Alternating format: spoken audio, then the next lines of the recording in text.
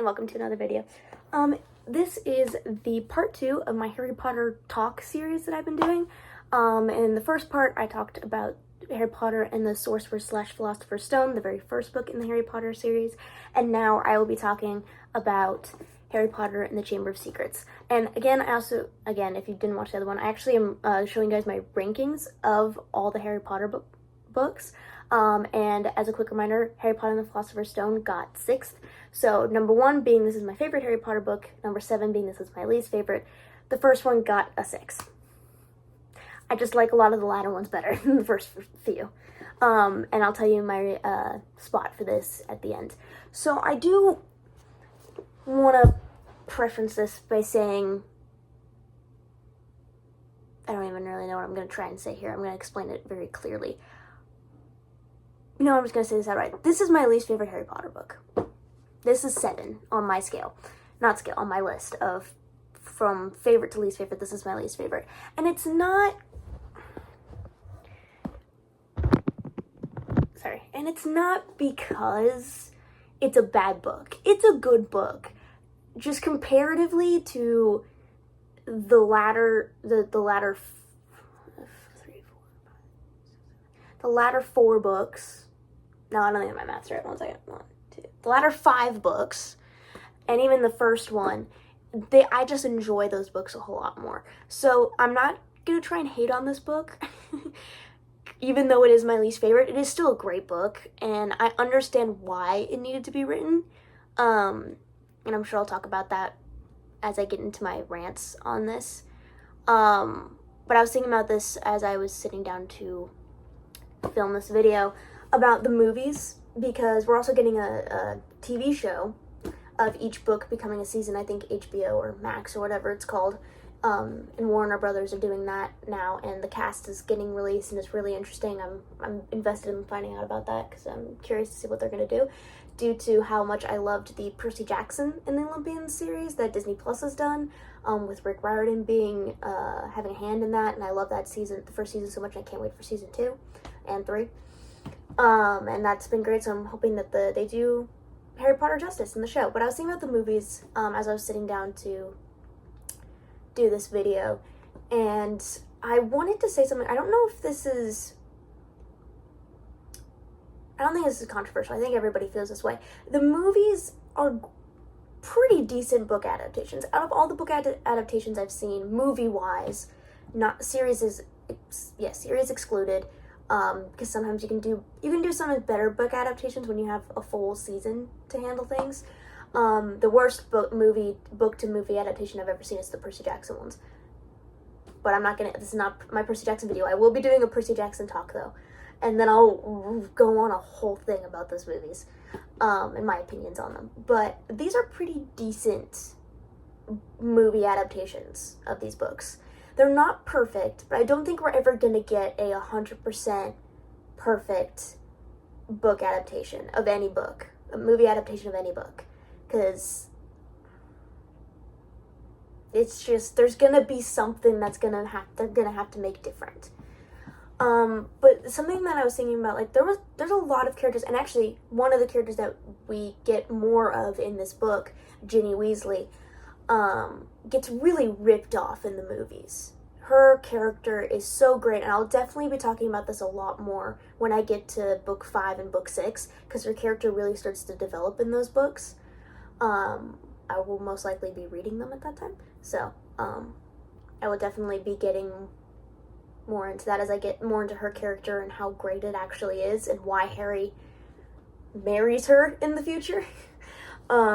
Because I have some friends who've only seen the movies, and they're all like, why did Harry like Ginny? Because her character in the movies, no offense to the actress, I know that she wasn't a huge fan of what they did with Ginny either, if I recall correctly. They just didn't give her the screen time she deserved and the character development she deserved. There was a lot of characters who missed out on all that. I feel like Neville missed out on a little bit, but he got redeemed in like the 5th book and the 7th, part 1 and part 2, or part 2 more specifically.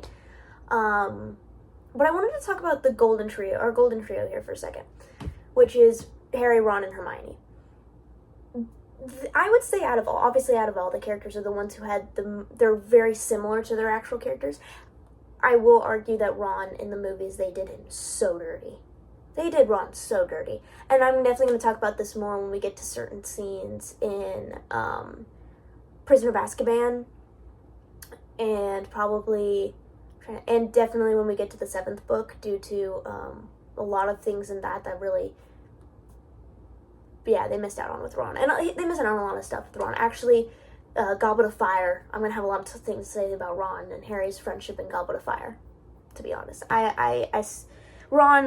Justice for Ron in the movies, they really did him so dirty. Just because he's such a good character. And if you've never read the books and you don't believe me, read the books. He's such a good character in the books. There are so many scenes in those books where Ron is just an incredible best friend to Harry. And obviously him and Hermione have a different relationship, so I'm mainly leaning on towards how he is with Harry. But he is his ride or die best friend. Ride or die best friend. I don't really want to spoil a bunch of scenes, but I mean, if you've watched this, you've probably read or seen the Harry Potter movies. In the movies, Ron is mostly seen as a little bit self-centered on occasions, a little bit selfish, and hungry. That's kind of his main attribute, is he eats a lot.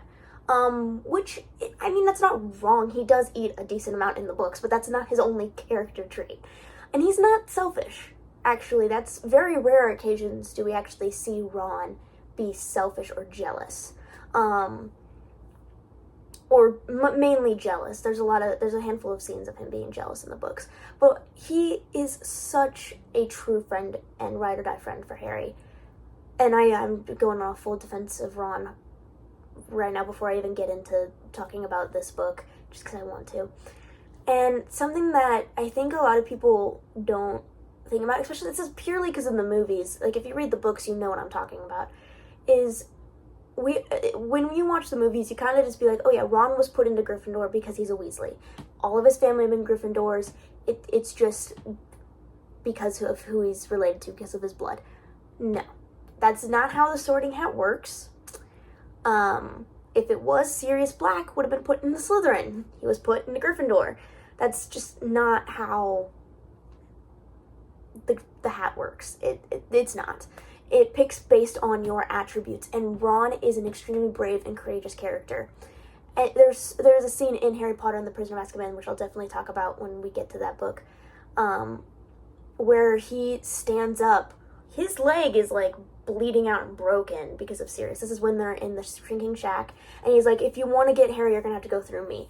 They take that line that Ron says, that whole moment where he's standing up, and Hermione, on the other hand, is like, hey guys, we probably shouldn't be like yelling at this mass murderer here. We probably shouldn't be doing that. Well, Ron's like, if you want Harry, you'll have to go through me. While he's injured, like he's not really capable of fighting right now. He's also 13, and they, in the movie, they gave those lines, Ron's lines, to Hermione. They kind of just swapped their characters there. So it does irk me just a little bit how Ron's character was very much not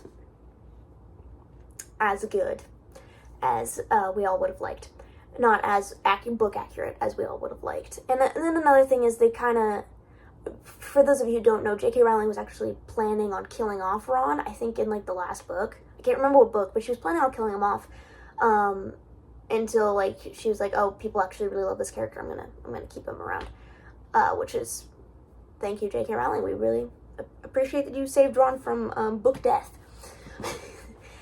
But just and then like obviously Hermione, they made a lot more of a know-it-all in the movies, and they made Harry a little bit more reckless and a little bit more on the stupid side than he actually is. But out of the trio, Ron's the one who got the short end of the stick. So now we're gonna go into my least favorite Harry Potter book, but still it's a great book. And I'm gonna be reading off the plot for y'all, and kind of gonna give you some of my thoughts per section. I can't talk. Section. There we go. So while spending the summer with the Dursleys, the 12-year-old Harry Potter is visited by Dobby, a house elf, who, for some unknown reason, weaved his way into all of our Harry Potter hearts. And I still don't know how he did that. And for context, Dobby is the house elf to the Malfoys. And he hears about something that's going to be happening from the Malfoys, who are dark wizards. And he's here to warn Harry that he's in danger and must not go back to Hogwarts. Which I just quoted a line from that without meaning to. When Harry refuses, Dobby uses magic to destroy a pudding made by Aunt Petunia. Believing that Harry created the mess, Uncle Vernon locks him in his room. The Ministry of Magic sends a notice accusing Harry of performing underage magic and threatening to expel him from Hogwarts. Whew, okay, so this is a very quick summary of the first handful of chapters of this book. So Harry is sent back to the Dursleys in the summer because he has to go back to the Dursleys every summer due to his mother's sacrifice, and that her blood sacrifice, that the reason why Voldemort can't touch him is because of his mother's protection, because she died for him. And the only way to keep that protection going is if Harry lives with a blood relative, which would be his Aunt Petunia. So he has to go back to the Dursleys every summer to consider that place home, so that that sacrifice that his mother made would still protect Harry. That you find out in, actually I don't even remember which book you find that out in, but you find out in one of them. So what's happening is, Harry's with the Dursleys. They're annoyed, Dursleys. And they're having a dinner, the Dursleys, with this family who Vernon Dursley is trying to sell drills to, because Uncle Vernon runs a drilling company.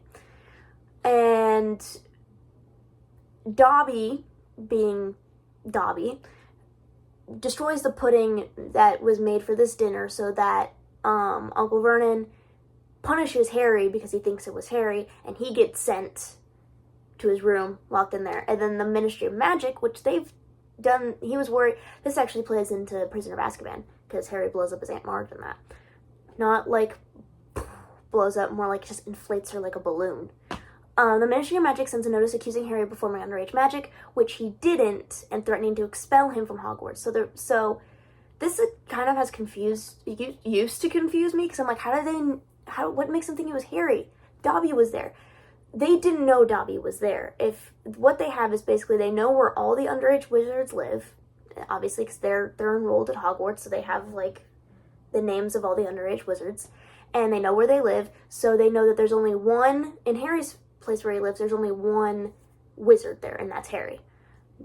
None of his Muggle family members can do magic, so they assume, because they don't have a house elf, they don't have like any other magical anything, they assume that it was Harry who performed the underage magic, and are threatening to expel him from Hogwarts, which would be horrible. Which is what Dobby's plan, I'm sure, was, for him to get expelled from Hogwarts so he couldn't go to Hogwarts, so he would stay home and be safe. So the Weasley brothers, Ron, Fred, and George, so obviously Ron, Harry's best friend, and Fred and George, his older twin brothers, arrive in their father's flying car and take Harry to their home. When Harry and the Weasleys go to Diagon Alley for school supplies, they meet Gilderoy Lockhart, a celebrity author who is the new Defense Against the Dark Arts professor. At King's Cross Station, Harry and Ron cannot enter platform 9 3/4 to board the Hogwarts Express. Whoops. So they fly to Hogwarts in the Enchanted Car. So, more context, because again, these are very, very brief overviews of what happens at the very beginning of this book. So, Ron, I think, has been trying to send letters to Harry. Ron and Hermione both. I'm pretty sure have been trying to send letters to Harry all summer long, and and they haven't been getting through. His uncle's been getting rid of them, I'm pretty sure. I'm trying to recall quickly if that's actually what happened, or if that's later when that happened. No, I think that's Order of the Phoenix. Never mind. But anyways, they couldn't get in contact with Harry, because he was on bedroom arrest. He was grounded, if you would say. So Ron, Fred, and George decide to rescue Harry from the Dursleys and arrive in their father's flying car. So Arthur Weasley, the boy's father, he is obsessed with everything Muggle-wise. He loves Muggle things. He asks Harry what's the purpose of a rubber duck when he meets him. He's obsessed. So he has this car that he magically made to fly. Which is kind of cool, but also extremely dangerous. So he did that.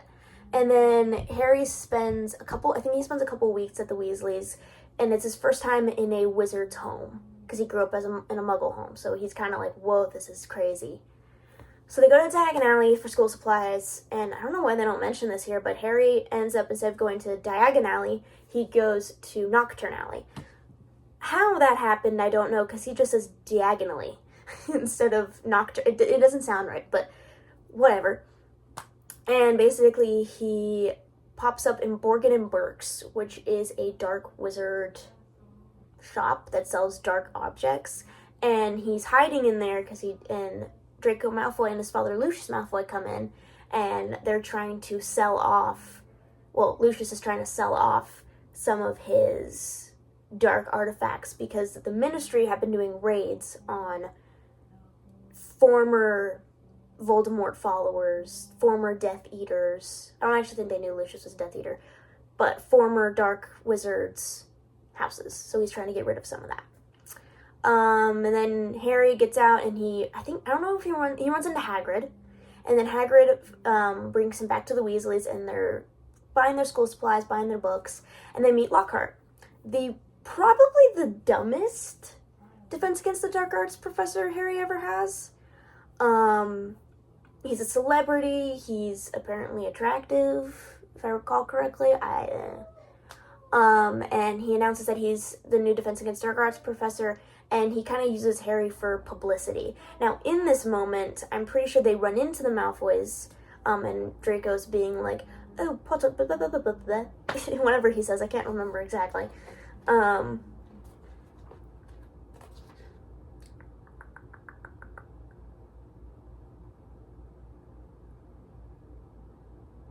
that's at school. That's the Whomping Willow, Flourish and blah, blah, blah, blah, blah, blah, blah, blah.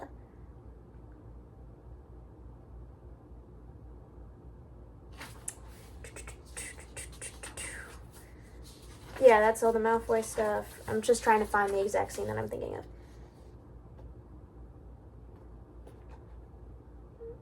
Okay, here we go. This is also the scene where Lucius puts Tom Riddle's diary into Ginny's cauldron. So, I'm sure that'll get brought up later, but I just wanted to talk about that. So when Harry, Ron, and the Weasleys, and the rest of the Weasleys, arrive at King's Cross Station, everybody goes in first, and then Harry and Ron try and, ram their thing into the wall, and it doesn't work. They hit it. It doesn't work, and they don't know why. Well, Dobby magicified it, so it wouldn't let them in.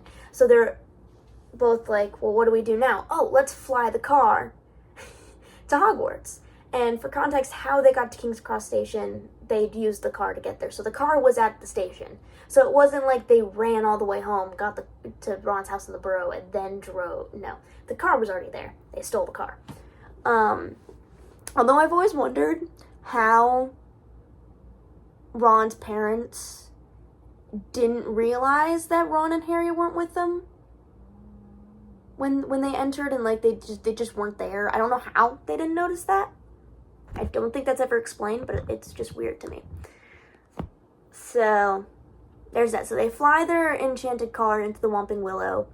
They miss the sorting. They miss the feast. Snape finds them as they're trying to enter into the Great Hall for dinner, even though they've missed a lot of the stuff. And Snape takes them to his office. Then he has to get Professor McGonagall, because Professor McGonagall is the head of Gryffindor House.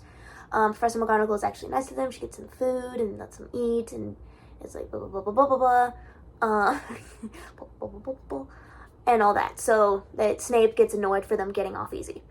During the school year, Harry hears a strange voice emanating. That's the word I was trying to pronounce, from the castle walls. Argus Filch's cat is found petrified, along with a warning scrawl on the wall. The chamber's secret has been opened. Enemies of the air, beware. Harry learns that the chamber supposedly housed a monster that attacks Muggle-born students, which only the heir of Slytherin can control. I'm just going to pause there. There's a whole lot more to that paragraph, but I'm going to pause there and talk about this. So, Harry, as we know from the first book, but it's not clarified until this one, he's a Parselmouth. So in the movies, they call it just Parseltongue for both the speaker and the language spoken. but it is Parselmouth for the speaker and Parseltongue for the language that they speak. And the only reason why Harry can speak Parseltongue is because he has a fraction of Voldemort in him. He is what we actually meet our very first one of in this. He is a Horcrux, which we don't find out about what a Horcrux is until the 6th book. Also, if you have not read or seen, this is all spoilers. I would not be watching this. I just spoiled a whole bunch of stuff. So Harry is hearing the basilisk in the walls. Now, obviously, at this point in the story, we don't really know what it is, but obviously, having read this, I know exactly what's going on. So Argus Filch, I don't ever say their first names. I feel like I always say people's last names. So Cat is found petrified, along with a warning scroll on the wall. So at this point, people are like, this is crazy, this is insane, what just happened? The Chamber of Secrets has been opened, enemies of the air beware. So the Chamber of Secrets was a, obviously, secret room that Salazar Slytherin, the head of Slytherin House, created when Hogwarts was founded. And the only people who can open it are heirs to Slytherin, because the people who descend from Slytherin are the only ones who can speak Parseltongue. The only ones who are Parselmouths. Yes. And obviously it attacks Muggle, the monster, the basilisk, as we find out later, attacks Muggle-born students, at which only the heir of Slytherin can control. So only the heir of Slytherin can control this monster. Hopefully that cleared up a few things. During the Quidditch match, a rogue bludger strikes Harry, breaking his arm. Lockhart botches an attempt to mend it, which sends Harry to the hospital wing. Dobby visits Harry and reveals that he jinxed the bludger and sealed the portal at King's Cross. I think that was going to be brought up. He also tells Harry that house elves are bound to serve a master and cannot be freed unless their master gives them clothing. Now, that last sentence I just said is very key to the end of this book, and is key to to Hermione's whole spew thing that she comes up with in the 4th book, which I will definitely be talking about when we get to there. But yeah, so I feel like that one's kind of just, during a Quidditch match, he breaks his arm, Lockhart removes all the bones in his arm, so Harry's in the hospital wing having his bones regrown in his arm, and Dobby kind of just explains himself there. And his master is Lucius Malfoy. I don't know if that wasn't said. After another attack from the monster, students attend a defensive dueling class. During the class, Harry displays the rare ability of Parseltongue, the language of snakes. There we go. Also, so how that happened is he was dueling Malfoy, and Malfoy conjured up a snake. The snake was going to go attack another kid, so Harry's telling the snake to stop, but people can't understand what he's saying because he's the only Parselmouth. So they think he's actually sending the snake after this kid, when really he's trying to make it stop. Oh, there you go. Moaning Myrtle. I don't know why, but Moaning Myrtle's always kind of been an annoying character to me. A ghost who haunts a bathroom shows Harry and his friends a diary that was left in her stall. It belonged to Tom Riddle, a student who witnessed another student's death when the chamber was last opened. So, Moaning Myrtle actually died by the basilisk. She was the student that died, and she was killed in a bathroom. So, how the basilisk works is, if you look it directly in the eye, it kills you. But if you look at its reflection, it petrifies you, which basically means it kind of just, like, freezes you. So Moaning Myrtle looked directly in its eyes and it just, like, died. And this diary, which I mentioned earlier, Lucius Malfoy gave to Ginny. So Ginny's been using this entire time, and I think it'll explain in the next paragraph, how that all worked. But if it doesn't, I'll explain it, because that's kind of the whole point of this talk. During the next attack by the monster, Hermione is petrified. So, Harry and Ron discover that the monster is a basilisk because Hermione was holding a piece of crumpled paper in her hand, and they found it, and it says, it's a basilisk, and a gigantic snake that can kill victims with direct gaze and petrifies them with an indirect gaze. I could have just waited a few seconds and it would have explained itself. Harry realizes the basilisk is producing the voice he hears in the walls. After Ron's sister Ginny is abducted and taken into the chamber, Harry and Ron discover the chamber's entrance in Myrtle's bathroom. You know what, these summaries are very brief, but I'm like, they're also skimming over them, Harry and Ron and Hermione all thinking that Draco was the heir to Slytherin, and their whole Polyjuice potion thing that they had to do, and Hermione turning into a cat because the hair that she found on the person she wanted to turn into was cat hair.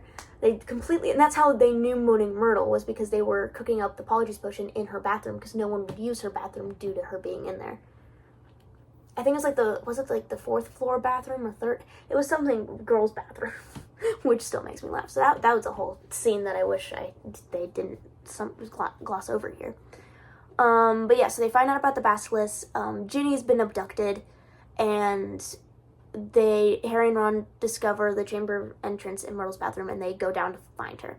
When they force Lockhart to enter with them, he confesses that the stories he told of his heroic adventures are fabrications. So, basically, for context, because again, this is a very brief overview. Lockhart, when asked, because he's been pretending this whole time that he's, actually knows what he's doing, and all the professors kind of assume that he has no idea what he's doing, because they're actually good at their jobs. And they're like, oh, well, if you found the entrance, you go down and defeat this thing. And he was like, oh, yes, sure, I need to go to my office and retrieve something. So Harry and Ron go to him, and he's packing up, he's gonna bolt out of there because he has no idea what he's actually doing. So they force Lockhart to go with them into the chamber, and obviously he tells them, oh no, all these stories are from other people, and I write them down, and then I obliterate their memories so they don't remember that they did this, and then I plagiarize them as my own. And he attempts to erase the boys' memories, but he uses Ron's broken wand, which again was not said in this. So Ron broke his wand when they flew into the Whomping Willow at the beginning of the book, and his spells have not been doing so well because his wand's broken. So Lockhart ends up obliterating his own memory, so he has no memories whatsoever now. And then I don't want to say it's an earthquake, but something happens that Ron and Lockhart are on the other side of this collapsed wall of this chamber they're walking into, and Harry's on the other side, and Ron's like, you keep going, I'll try and find a way to dig and get to you. So Harry's on his own going into the Chamber of Secrets, very similar to how he was on his own facing Voldemort in the previous book. Harry finds an unconscious Ginny in the chamber. A manifestation of Tom Riddle appears and reveals that he is Lord Voldemort, the heir of Slytherin. After explaining that he opened the chamber, Riddle summons the basilisk to kill Harry. Okay, again, very brief overview of this part. So, during this explanation of how he opened the chamber, Ginny has been writing in this diary, and in this diary it's a Horcrux, so it has a piece of Voldemort's soul in it. And he ended up putting the piece of his schoolboy's part of that in this diary. So as she's writing, he's communicating back with her, and she's been ranting all about Harry and whatever. And as she's been writing into this, Voldemort or Riddle has been able to kind of get inside her head. So he had her write on the wall, the Chamber of Secrets, the Chamber of Secrets is open. He had her killing something. I can't remember. He had her kill chickens, because apparently for a basilisk, the crow of a rooster it's I don't know if it's deadly, but it's something bothers it. I think it bothers it. So he had Ginny go and kill all the roosters and chickens. And Ginny would have these moments where she'd wake up and have no idea no idea what happened. And then he ended up bringing Ginny down into the chamber so that he could fully suck the life out of her so that he could be reincarnated. That makes sense. I'm honestly confused in my own explanation of that, and I've read this book at least 7 times. So Riddle summons the basilisk to kill Harry. Dumbledore's Phoenix Fox arrives, bringing Harry the Sorting Hat, while Fox blinds the basilisk, which means he can no longer kill with his eyesight because he's blinded. Harry pulls the Sword of Gryffindor from the hat. So, context of this, the Sorting Hat, Riddle just rants on Harry, oh, the bird brought you a dirty, ragged old hat. So the Sword of Gryffindor only shows up when a true Gryffindor is in need of it.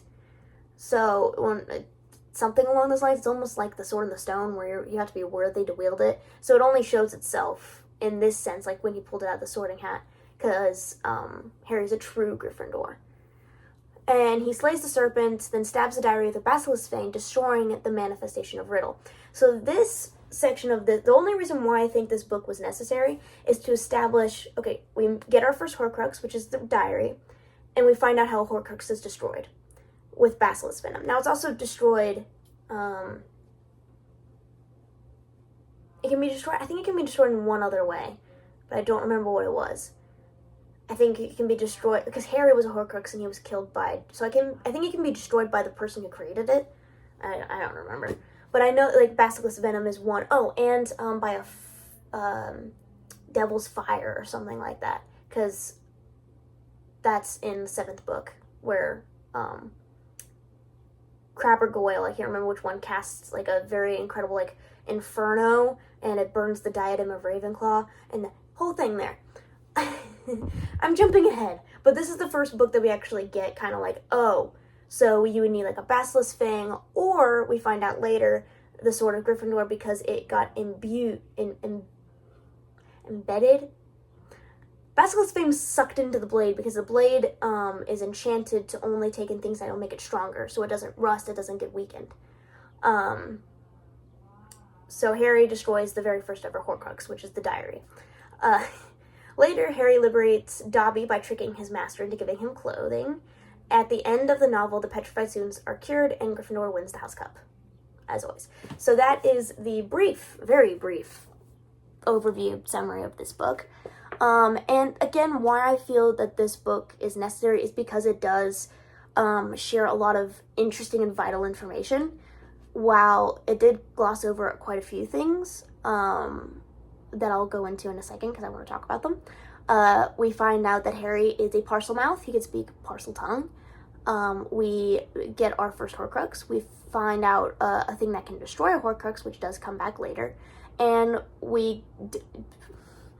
Dobby gets freed. And then there is something, we find out why Hagrid can't use magic, because why he was expelled from Hogwarts. Because he was, when Riddle, back when he was actually alive and still a student at Hogwarts, he opened the Chamber of Secrets way back then. And he blamed it on, no one knew it was the Chamber of Secrets though, but he blamed the killings and the Moaning Myrtle's death on Hagrid because Hagrid had his pet spider thing. Aragon? Eregion? I think it's Eregion. I can't remember how it's pronounced. Which we actually do meet in this book, and we found out Ron has a huge fear of spiders, which is just, comes back actually I think a couple of times. So we have that, and then so Hagrid actually gets taken to Azkaban because they think he's the reason why all this has been happening again. But when it continues to happen, even with Hagrid gone, they're like, oh no, what do we do? And etc. So Hagrid actually went to Azkaban for a temporary period of time. Fun fact for you. Not a fun fact, it's in the book. But that scene I wish we could talk about more. There was a lot of other people who got petrified. Nearly Headless and Nick did, and so did Colin Creevey. And a girl with Hermione got petrified as well. But I can't remember her name. And plus Mrs. Norris. So we had, I think, like 5 people who got petrified and were cured. But they weren't cured right away because they needed to get, what are they called? Mandrakes. The mandrakes needed to grow because mandrake tears, heal petrified people mixed with something else. So they had to wait for them to grow and get older so that they could save the petrified kids. So that's why that didn't happen immediately. It took some time. So this is like a really long timeline that condensed in like 5 paragraphs.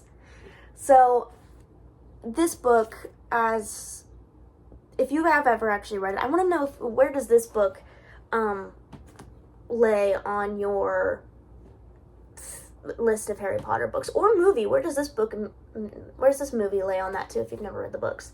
Because the movie's okay. Again, it's my least favorite book, so it's kind of my least favorite movie just by association. And you're probably wondering why this is my least favorite book. To me, it's only necessary for those things that I mentioned of our first Horcrux, the basilisk venom, and Harry being a Parseltongue. Everything else that's in this book, it just bored me. That's kind of similar to what I said about the first one. The only reason why the first one's not last is because it's the first one. It's what kind of sparked my interest. This one being less interesting and a little bit more on the boring side for me at points, and not as exciting, and only giving vital information at the end. That's why it's my least favorite. If I was gonna, anytime I go back to pick up and reread this series, I always have to, like, force myself to read this one. I have to be like, okay, you gotta get through this one, and then you're into the better ones. You'll get into the better ones. You just gotta read this. That's how I feel about this book. And not saying, again, if this is your favorite, good for you. I don't know why. I've just always never really liked this book. So, and then next we're going to do Harry Potter and the Prisoner of Azkaban. And I want to say this for a quick thing. My favorite book, which you will find out, is one of the latter 4. I like those ones a lot more. Due to them having a bit more, I don't know, maybe it is just because J.K. Rowling got better as a writer as the books went on, because for the first 2, they're kind of hard. There's some scenes that are just hard to read. There's a decent amount of exposition at times where I'm just like, this didn't, like, yeah, it didn't need to all be done in this way. That's probably the writer in me kind of critiquing the writing a little bit. Ever since I started writing my own book, I've been noticing more things in books, and I'm like, oh, if I hadn't started writing, I would never have noticed this. And I also do want to kind of point out a little thing about me that I've noticed as I go through series like this, is that I tend to not really like the second book as much in a series. Same thing was with Percy Jackson. The Sea of Monsters is not, well, it's not my lowest rated. I think the lowest rated is Titan's Curse. But it's not, it's almost like Titan's Curse, then Sea of Monsters, then Lightning Thief, then the latter 2. Or something along those lines. I'd have to actually sit down and think about it more. But, like, I don't know why, but the second one's never been at least in my top 3 of certain series. Now, I think for Trials of Apollo, the second one may actually end up getting higher. The first one I didn't like as much as I like the second one. But let's not get into that. This is not a Harry Potter series. Sorry, it's not a Percy Jackson series. We're not going to do this yet. That's later. That's after this series is done. But, I don't know if I have really many hot takes about this one. I feel like as the books go on, I'll have a little bit more opinions, because, again, the first 3, I don't have a whole lot of opinions about. I like them. They're not my favorites, but they're also not my least favorites. Well, I mean, yes, they are one of them is. But I don't have a whole lot of opinions, other than this was kind of the start of some lore that we find out about later. I'm trying to remember, was this the book that, I think this was the book that had the Headless Hunters in it. Yeah, this was the Headless Hunter book. And I think that was the one scene that really dragged this book for me. I didn't really enjoy it. So the Headless Hunters, for a quick, because again, that wasn't mentioned in all this, because it's not crazy important. So Nearly Headless Nick, no, was that this one or the first one? I thought that was this one. Or is that the third one? I don't know. The Headless Hunters is in one of these books. I can't remember which one it is. I thought that was the first one. It was Halloween night, so they missed. No, it wasn't. So it may have been this one. Was that later? It's in here somewhere. I'll probably remember it at some point where it is.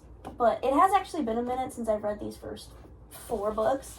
I read Harry Potter and the Goblet of Fire in February.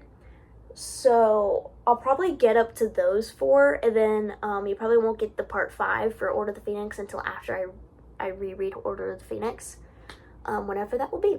So yeah, hope you enjoyed this 38-minute long video, and please like, comment, and subscribe, and let me know what your guys' ranking of either the movies or the books are, or both, because my book rankings and my movie rankings are a little different. So yeah, I will see you all in the next video. Bye!